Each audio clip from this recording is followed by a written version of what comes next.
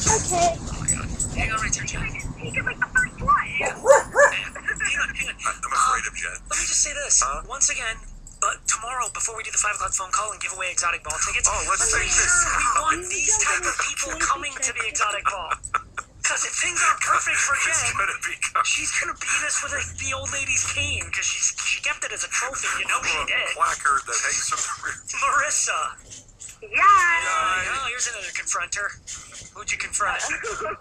Alright, so I usually travel a handful of times each year, and I had gone to Peru for about 2 weeks, was flying back, had a layover in Miami, and I don't know if you've flown international, you have to pick up your bags and recheck them as you land, and so I had to get my bags, recheck them, and of course, missed my connecting flight back home. So I'm running through the airport, pretty much yelling at everybody to get out of my way, get to the gate, and they tell me that they had given away my seat to someone on standby. Because I wasn't there the 15 minutes before you're supposed to. But they knew that your other flight, I mean, they know all that information.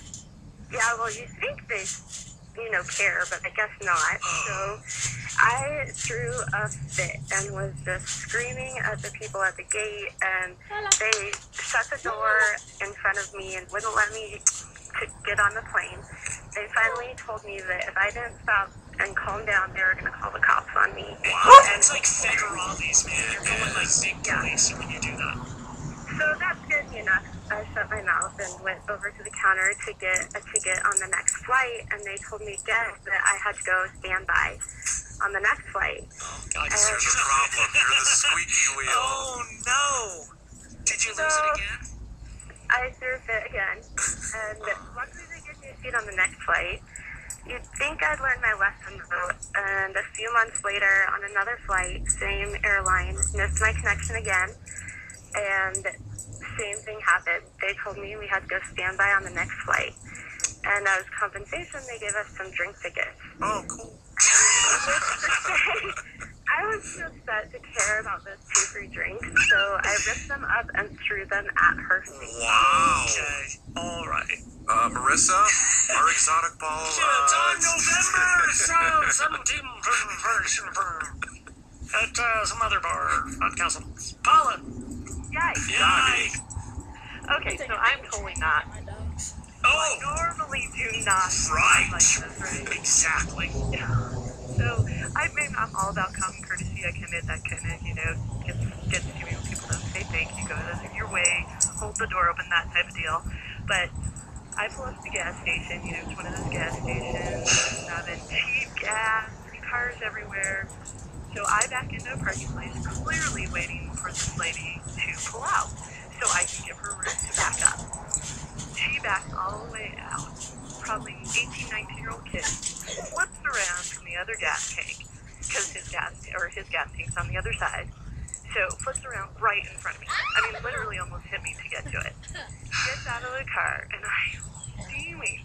And I'm like, what do? I gotta get home. I have dinner in the car. I'm like, I'm not gonna let this happen. Stay in the car for 3 more minutes. That's all it takes to let somebody fill up their tank. Just don't get out of the car. That's what you need. 15 minutes. I know. Yeah. It's only 3 more. I'm not letting it. Oh, God. He gets out of the car. He has his head backwards. His pants are sagging off his butt. I'm like, oh my God, I'm gonna say something. I said, I was waiting, and he said, well, clearly you were a little too slow. I'm like, God, are you kidding me? I go ahead, throw it in park. I am blocking everything now. I'm like, I am not leaving until you move. He is getting ready to he just stands there for like 2 minutes just looking at me, and I said, I'm not kidding you, I'm not going to move. So I get back in the car and I honk my horn at him like 5 times. Now you're making a scene for everybody. What are you doing? Yes, I don't know. I am like face blistering red, shaking. I'm like, there's no way. So here he goes. He doesn't even pump the gas. He's like standing there just to irritate me more. I'm like, dude, okay, fine. So by this time, 2 minutes has gone by, and there's 4 pumps open. I refuse.